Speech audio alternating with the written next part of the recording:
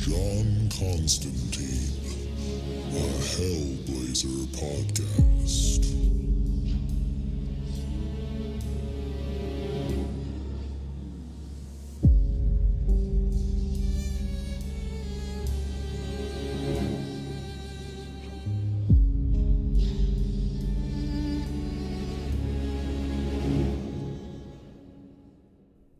Hey there, everybody, and welcome back. Before we get into the episode, just want to let you know that this is the free version of the podcast, and all that means is that we are way behind where I'm at in Patreon. So if you are loving this podcast and you need more John Constantine in your life, definitely go check us out at patreon.com/planes, trains, and comic books and sign up for the Hellblazer tier, where you'll get access to the entire Hellblazer library that I've recorded so far. And also you'll get access to the exclusive episodes of the Planes, Trains, and Comic Books main podcast. So if any of that sounds good to you, definitely go over to patreon.com/planes, trains, and comic books, all one word, and sign up there. And with that out of the way, let's get into the issue. Today we are reading Hellblazer number 77, and just a little catch up on what happened in the last issue. John's plane got delayed in Ireland as he was heading back to New York. So he went to a local pub that him and a couple of his friends had gone to before, and at the first drink of the night, he actually saw his old friend Brendan, who died in issue 42, and he was actually able to save his friend's soul in that issue, so Brendan was kind of thankful for that. So I guess he was allowed to hang out with John one last time this one night, and their idea was that they would make it a pub crawl and hit a bunch of different bars around town, but I think they only made it to 2 or 3 pubs max because they were spending so much time hanging out, talking, reminiscing, all that stuff. And one of the things they were talking about was a flashback story that we got to see in the issue that tied into the last story arc that we just heard about, where a man named Zerky was dealing with John with some kind of rare artifact. He tried to raise the price, and because of that, John and his buddies robbed him. And it turned out that he was working for Papa Midnight, so this guy named Zerky wasn't messing around, and he actually shot one of John's friends in front of him with a shotgun through the crotch area, I guess. So his friend, who's named Cox, being gravely wounded, I think it was Brendan who had to put the man Cox out of his misery. So we got the whole backstory of why Zerky ran to Papa Midnight a couple issues back when John was visiting New York, which was the setup for the last story arc. They also talked about Kit a little bit, and John was kind of nervous to do that because obviously he started dating Kit in a relationship after Brendan died, so he was wondering what Brendan would think about that, and it turned out that Brendan was okay with it. And that's pretty much it. They got drunk, they hung out, they had a good time, and Brendan had to go back to heaven at the end of it. So first things first, with issue 77, we got the cover. We see in the background there is some sort of pathway being illuminated with a very, very bright white light, and we can see what looks like a faint female human shape walking towards that light. And then in the foreground, we see John Constantine looking at us in terror as something is pulling him away from the light with black tentacles that are wrapping around him. And we also see on the cover that this is written by Garth Ennis with art by Peter Sneberg. And as we turn to the first page, we see a football match happening in an arena, so it's a professional football match. And I know one team that's playing is Arsenal because people are yelling Arsenal, but I'm not sure on the other team. And we're just getting general screams as the players are playing on the field. And each panel is showing a different part of the crowd and the excitement that everybody's having. Then as we turn to page 2, we see 4 gentlemen, one of whom we've seen before, and that is John's friend Chaz, is at this football game with 3 of his other friends, and they are yelling and cheering for their team. I'm not sure which one they're yelling for, but we see on page 2, as we get the close-up of Chaz and his friends, that this issue is called And the Crowd Goes Wild. Then we turn the page and we cut to Chaz at a bar with his 3 friends after the game, and they're all talking, and Chaz is saying, "When Barnaby came tearing out of nowhere, bloody hell." And then the friend next to Chaz, who's named Martin, says, "I was sure that bleeding ref would book him." Then the second friend at the table, who's named Mickey, says, "Yeah, ref was a wanker." Then the third friend at the table chimes in saying, "Something made him blind anyway." Then they all kind of laugh, and Martin says, "Surprised there wasn't any trouble. The Arse aren't very good losers." And then Chaz chimes in, "You'd think they'd be used to it, friggin' Arsenal like." And then Tell says, "Ha, yeah, the Gunners. Bleeding fire and blanks if you ask me." Then Mickey changes the subject and says, "Here, anyone see the new bird on EastEnders yet?" And Chaz looks at him like he's very excited to talk about this, and he says, "Oh, bloody hell, the tits on that." And in case you weren't following, EastEnders is a TV show from Britain. I guess it's kind of like Friends or something. I've never seen it, but that's what I've heard. And apparently there is a new attractive female character on that show. And then Tell begins to chuckle, and then out of nowhere he asks, "Here, Chaz, is it right that you know that Constantine bloke? Mickey told me you was mates in that." And then Chaz angrily puts his pint down on the table, and he says matter-of-factly, "Knew him. Off for a slash. Get him in, Martin." So Mickey and Chaz go to the restroom, and as Mickey's pissing in the urinal, he looks over at Chaz, and he sees that Chaz is standing in front of the wash basin, but he isn't washing his hands, and Mickey says, "And don't forget, wash your hands." And as Chaz zips up, he says, "Are you joking? That soap's a bloody sight dirtier than me dick is, mate." And then as Chaz pushes open the door, Mickey says, "Here, I'm sorry about Tell. Know what I mean? Good kid and all, but me mom should have belted him harder. Don't know when to shut his trap." And as Chaz walks out of the restroom, he says to Mickey, "Sod it. How could he know anyway? No harm done, Mick." Then we see Chaz and his friends sitting back at the table, and they're smoking and drinking, and it looks like everyone's focusing in on Chaz. And the narration says, "Occasionally, you run across a bloke who knows a real character, and Chaz Chandler's supposed to know John Constantine pretty well. Word has it they fell out a while ago, fair enough. But if you do know someone with a reputation, it doesn't take much to get the stories out of you.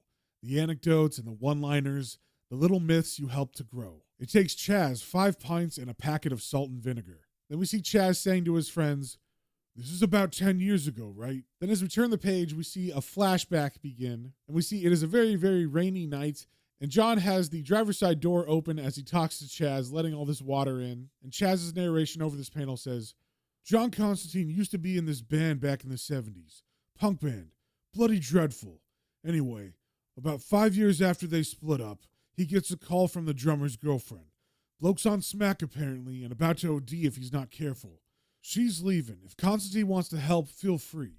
She's had enough." And it looks like Chaz is pretty angry at John at this moment in this panel, and it seems they've been arguing because John is saying, 10 minutes, just to see he's all right. But Chaz argues back, "Aw, I'm supposed to be earning, John." And John looks at him and says, "Trust me." Then he slams the driver's side door into Chaz's face, and Chaz does not look very happy. We also see one of the first slip-ups in this comic of new artists drawing Chaz's cab like a New York taxi, meaning like a yellow taxi that has the words taxi on top. And if you didn't know, the taxis in Britain are black, and they're like these old school looking kind of rounded cars, very different from New York taxis. And this happens when a new artist gets on Hellblazer and they're not really familiar with British taxis versus American taxis. So anyway, as Chaz waits in the car, he puts a tape in for music, and unfortunately the tape gets eaten by his tape player, which just puts him in a worse mood. Then all of a sudden he gets a knock on his window, and of course it's John, and he rolls down the window and he says, "For frig's sake, why do you have to go sneaking up on people all the bloody time?" And John doesn't really pay attention to him. He just lights a cigarette and says, "Come in a second, will you? Something I want you to have a gander at. Come on." So Chaz reluctantly gets out of his taxi and he walks into the house with John. And immediately as they walk through the front door, Chaz sees the drummer of the old band, and he is not looking too good. He's basically in his underwear and he has a shaved head, and he's huddled in a corner shaking and sweating. And he looks up as he sees John and Chaz enter, and John says to Chaz, "Chaz, Bino, Chaz." And then Bino looks over at Chaz and says, "John, has he got it? Come on, John, please, say he's got it. Come on, for frig's sake." And Chaz doesn't really pay attention to what he's saying. He just notices that there's an Arsenal tattoo on Bino's arm, and so he looks at Bino and says, "Arsenal fan?" But John cuts him off saying, "Never mind that. Go into the kitchen and have a look under the stairs, and tell me what you see." And Chaz turns to him and says, "Don't piss about, John." But he stops when he sees the look on John's face, and then he tries to argue again saying, "I'm not." But then John's face doesn't change at all again. He just gives maybe a harder look because Chaz just gives up and walks away into the kitchen. And as he walks in there, he sees there's food all over the floor. It looks a mess. And right on the wall that's next to the stairs, there's a little door that opens up underneath them. And as Chaz walks into the kitchen, he says, "Right, what's the big bloody deal?" Then he bends down and he looks inside the cupboard under the stairs. And we hear John ask from the next room, "Well, Chaz? Chaz?" Then we get a zoom in on Chaz's face, and it looks like he's looking at something horrible, and it's so terrible that he is in fact beginning to cry. And the only thing he can get out is, "She's..." But then John cuts him off saying, "What do you see, mate?" And as Chaz looks at the black void underneath the stairs, he says, "She's only a bleeding kid. This bloke, he's strangling the life out of her. Oh, Christ, I'm crying like a sodden baby. He's smiling at me. He's grinning all over his freaking face. And he wants me to know he's enjoying it. And John just nonchalantly asks, fat bloke, right? Sideburns, braces, kids all covered in soot. And Chaz replies, yeah, oh God, yeah. Then as John puffs on a cigarette, he says, thank Christ for that then. I thought it was just me. Then Chaz comes back out of the kitchen and he's wiping the tears away from his face. And John says to him, come on, mate, get a grip. And Chaz yells back, piss off. And then we hear Bino in the corner, who's still shaking, saying, I need it, man. I bloody need it. And John doesn't really pay attention to him. He just says to Chaz, come on, Bino's been seeing that every night since he moved in. And look how well he's coping. And obviously Bino's not coping well. So Chaz turns around and says, what? And John continues, so he says. So what got him on the smack? Didn't want to tell his old lady about it. Then Chaz yells back, why didn't the Bullocks just move out? And what is that thing anyway? And John replies, says he had to keep coming down and looking at it. Couldn't help himself. Bit susceptible, Arbino. It's a ghost, isn't it? 2 of them. Late Victorian from their gear. Look, nip out and get us a box of candles, will you? And 20 silk cut while you're at it. And John isn't really noticing how Chaz is having trouble processing all this. So he barks another order saying, before you go, give Bino his medicine, huh? So as I can have peace to think. And at the mention of Bino's name and the possibility of drugs, Bino jumps up on top of Chaz and begins pawing at him, and he's begging, saying, now, man, now! I mean it! I bloody need it! I want it, please! For God's sake, give it to me! And Chaz does exactly that. He punches Bino right in the face, and Bino falls down unconscious onto the ground. And then Chaz walks out angrily and leaves John standing there with Bino passed out. And John looks at him and says, sorry, mate. I think he needed that more than you did. Then we cut to Chaz having returned from the store, and he is smoking on the stairs, not wanting to go into the kitchen again. But John is in there, and he's with Bino, who apparently has woken up, and he's saying to Bino, it's his hate holding her here. You with me, mate? They're both supposed to move on, but she can't and he won't. We're going to help her get loose and on to heaven, right? And Bino asks, where's he going? And John replies, not heaven. I'm going to point her in the right direction. You be ready to knock the candles over. If he sees the path, he'll just use it to escape and go wherever he wants. But Bino, who's still, shaking and on withdrawals from heroin, he's saying, come on, I can't. I just bloody can't. And then John gets real close to his ear and says, this is like coming off the heroin, chum. You've got to do it yourself. Or I could just get Chaz to medicine your head off the walls till the sun comes up. And apparently from that, Bino does agree, because the next thing we see is John coming out of the kitchen, looking at Chaz, and he says, you can head on if you want, mate. And Chaz looks up at him and says, nah. And John understands, and he says, you want to see she's all right. I'll do my best. Then we see John has lit the candles. He is in the kitchen now, and he's basically built a little runway that leads straight from the cupboard door under the stairwell and out into the kitchen, making a very lit up pathway that's very obvious for any ghost to see. So John bends down in the center of the pathway, and he looks into the cupboard and he says, it's not really happening, love. It stopped happening a long time ago. You haven't realized, that's all. You don't need to stay with him anymore. Come on, why stay here? Look, right in front of you. This is the way out. And then John stands up and motions his hand towards the lighted pathway. And it seems like she instantly goes for it, because the flames on the candles are pushed back and they flare very brightly as this happens. It's almost as if a big gust of wind has come out of the cupboard, so it seems she has escaped. But like John said earlier, they have to knock over the candles and destroy the pathway so that the evil ghost doesn't get out as well. So John yells to Bino, she's out, shit, now Bino. But when he turns to Bino, we see that Bino is on the ground covering his head, not wanting to deal with any of this. So John begins to kick the candles over and put them out, and he's yelling, daughter, I'll have you, daughter. I'll have your obedience, bitch, by the throat. You harlot slut, I'll have you.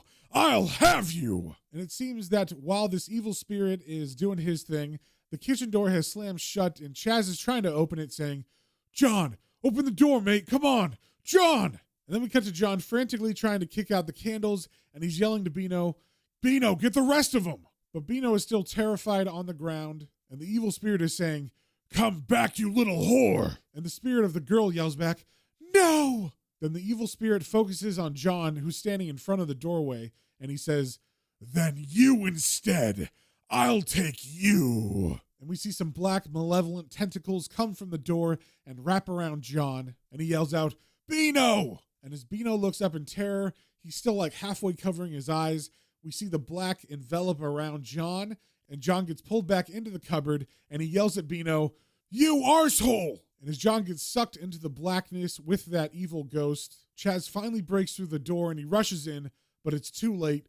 We just see Beano staring at an empty cupboard under the stairs. Then we cut back to present day out of that flashback, and we see Chaz is breathing in his cigarette as his story finishes, and Mick is saying to him, "Come on, Chaz, this is a bit friggin' much, isn't it?" And Chaz looks at him and says, "You asked, mate." Then the bartender gives last call, and as Chaz finishes his pint, he says, "Sod it, maybe this wasn't such a good idea. Forget I mentioned it, right?" But Tell, who still looks pretty freaked out, says, Nah, come on, Chaz.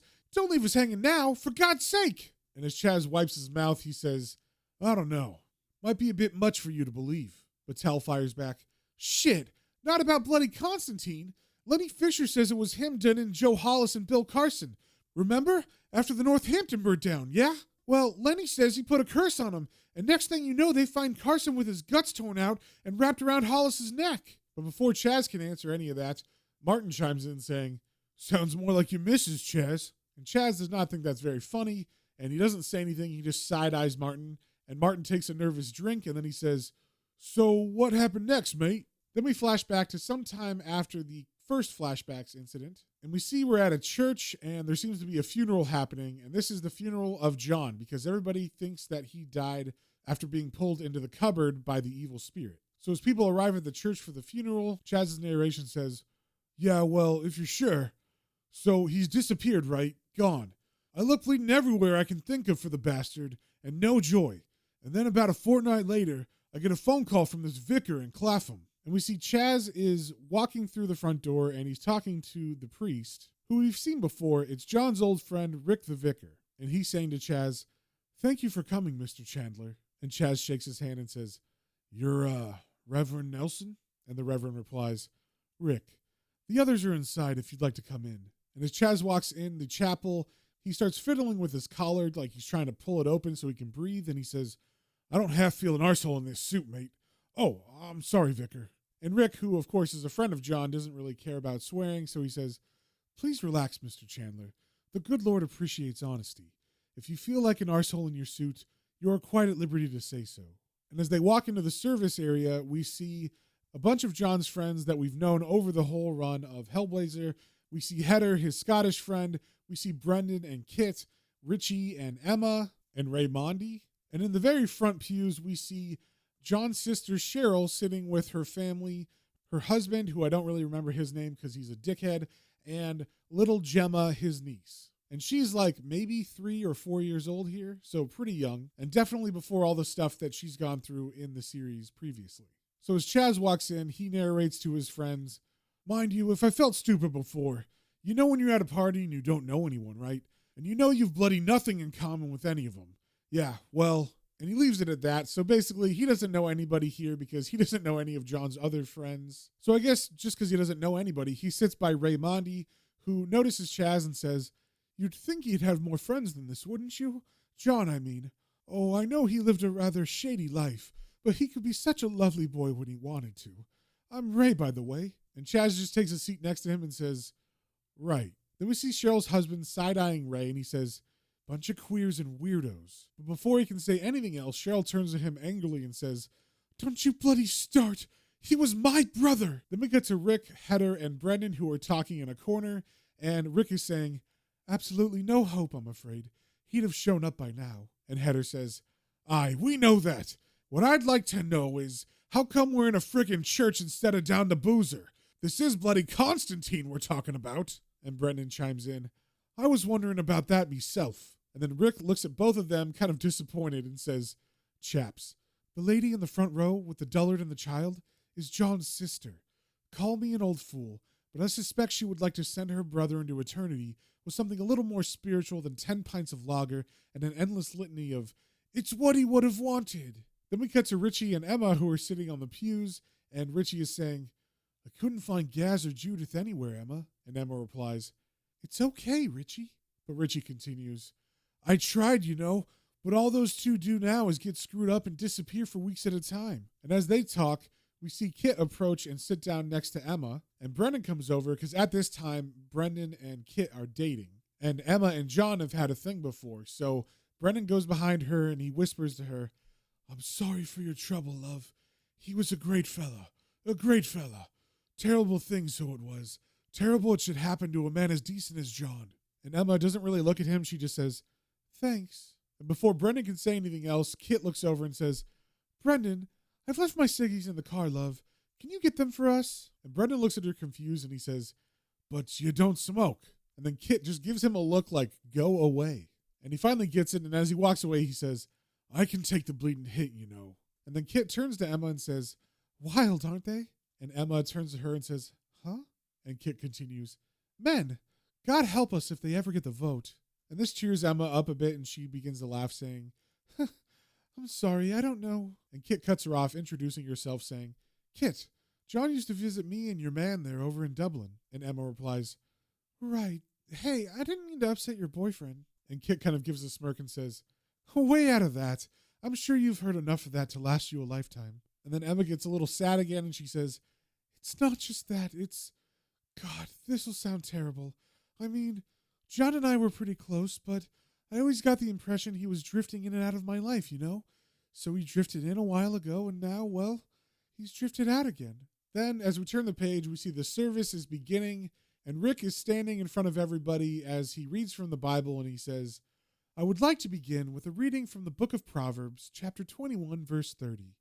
There is no wisdom, no insight, no plan that can succeed against the Lord." And then Rick throws the Bible over his shoulder and says, "Tell that to John Constantine." And all of John's friends thinks this is pretty funny, but of course Cheryl and her family are kind of aghast with horror at this. And Rick continues saying, "John followed no creed save his own, and I, for one, will not condemn him for it.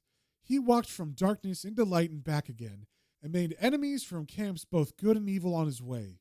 He would not accept judgments of morality nor society, no matter how powerful the structures that supported them. In fact, he trusted no judgment save his own when choosing courses, loves, and friends, which is perhaps why he ended up with us." And at that, all of his friends and even Cheryl give a nice, sad but happy smile at the thought of John. And Rick continues, "I would like to finish what I hope has been a mercifully short sermon by stating that John will never be forgotten, except that I would, I fear, be stating the overwhelmingly obvious. Thank you." Then from the back of the chapel, we get some claps, and we hear a familiar voice say, "Yeah, cheers, Rick." And as everybody turns around in shock, they all see John standing there smoking away like usual, and he looks at them and says, What? What did I say?" And most of the people are happy, but of course, Header, who's a big burly biker guy, was very sad, and he was crying and stuff, so he says, "You wee bastard!" And then Rick looks at him and says, "Ah, John, thank you for allowing me to make a complete tit of myself." And Emma, who's looking at him with tears in her eyes and she's smiling, says, "I knew it." But we see Chaz is standing there as he was about to light a cigarette. All this happened, and he's got a very shocked look on his face, and his narration says, "I saw it and didn't. I'll tell you that for nothing." Then as we turn the page, we leave that flashback and we cut back to the bar where Chaz is telling the story to his friends, and all of them are listening with bated breath, and Tell asks, "And?" And Chaz looks at him with a shrug and says, "That's it." And then Mick, who looks kind of disappointed, says, "I don't quite know what to make of that." And Tell begins to yell, saying, "What do you mean that's it? He was dead. The ghost bloke took him off to hell. How did he get out, for Christ's sake?" And Chaz looks at them and says, "Don't know. He never explained it to me. He said he made a deal and left it at that. Said I wouldn't understand." And Tell isn't happy about this, so he yells, "Well, that's bollocks, that is." And then all his friends stand up and they leave the bar. And as they do, you can hear Tell yelling, "Biggest load of friggin' crap I ever heard." And then Martin turns to everybody and says, "Come on, he's a bit pissed. You know what it's like when you have a few." And then as Chaz's friends leave, Chaz is still sitting down, and Mickey turns to him and says, Royal on Monday night, Chaz? Maybe I'll tell a story next time, Chaz, huh?" And as they all walk out of the bar and we see the bartender putting up chairs on the tables, Chaz says under his breath, "Can't wait, you bollocks." Then as we turn the page, we see John Constantine walk up next to Chaz, and Chaz looks up and sees him. Now, I will say in the background, while Chaz was telling his story, We never really got to see anybody specifically, but there was always a man with a trench coat that was always in shadow that seemed to be close by whenever it would cut back to Chaz talking to his friends. So I guess John had been there the whole time and he overheard this story Chaz tell. But of course, the last time him and Chaz talked, they were yelling horrible things about each other, and Chaz beat the hell out of John. And when Chaz sees John standing there, he just stands up and walks away saying, "I've nothing to say to you." And as Chaz walks away, John says to him, "Aw, Chaz, come on." And Chaz says angrily, "Sod off." But John kind of pleads with him and says, "Please, mate, listen. Look, just let us buy you a drink, right?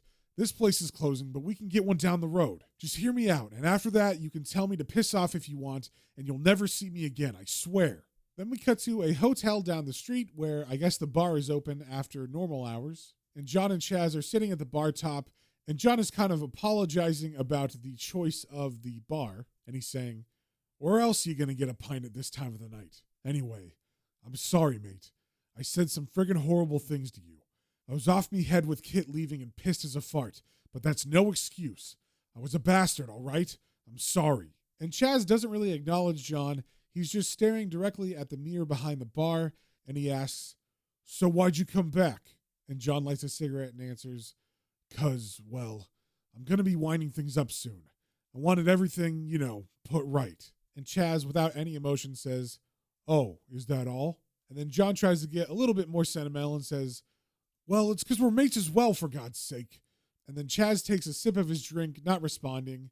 And John looks at him with a little bit of a mischievous smile, because he knows that this question might get Chaz talking. So he asks, "Did you really think that membrane were crap?" And here John is referring to Chaz having mentioned mucous membrane in his story, which was the name of the punk band that John was in when he was younger. And John was right. This question does get Chaz talking, and he says, "Ha, John, I roadied for practically every gig that you did with that bleeding band. I heard it all, and I thought you were friggin' shit." And then John raises his glass to Chaz and says, "Well, that's a nice surprise after 15 odd years. I was listening to you tell the story, by the way.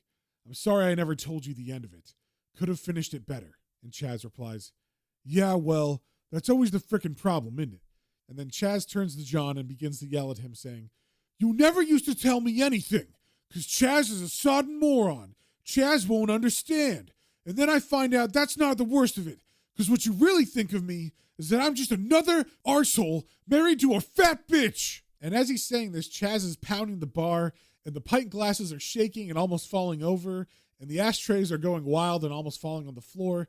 And John looks at Chaz with real emotion in his eyes, and he says, "Oh, come on, you know that's not it. That was just shit coming out because I was so bollocksed. I mean, what'd you do? You shoved me head down the friggin' Kazi and said that was where I belonged. Did you mean that?" And to that question, Chaz doesn't say anything. He just kind of huffs. And then out of the corner of John's eye, he sees something that catches his attention. And he looks somewhere else in the bar and says, "Bloody hell." And this makes Chaz turn around to see what John is looking at.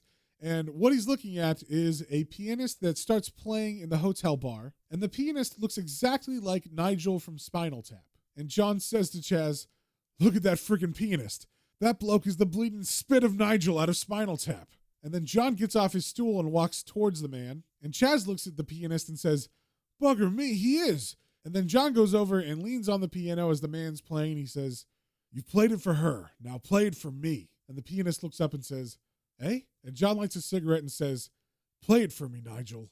Play Lick My Love Pump," which is a reference to the movie This Is Spinal Tap, where Nigel, the guitarist of Spinal Tap, is sitting in front of a piano and he's playing a beautiful song. And when he is asked what the name of that song is, he says it's called Lick My Love Pump. Then we cut to later that night as John and Chaz are walking out of the bar, and Chaz is saying, "We're lucky they didn't phone the bloody nut house. You know something? If I were a suspicious little sod, I might think you took advantage of me being all freaked out when you turned up out of the blue, because then I wouldn't be able to be pissed off at you properly, and I'd be a complete pushover." And John doesn't really say anything to this. He just kind of smiles. And then when the pause gets a little too big, he says, "Suppose I'm lucky anybody turned up at me bloody funeral. No one would again, I bet you." And then Chaz says, "Aw, I think I would." And then John jokingly says, "You'd be driving the friggin' hearse, mate." And then John and Chaz walk off into the sunrise. And that, my friends, is the end of the issue. So it seems finally Chaz and John have made up, but we'll have to see how their friendship holds up in future arcs. So if you guys have any comments, questions, or suggestions, you can email me at planes, trains, and comic books, all one word, at gmail.com, and we will see you on the next one.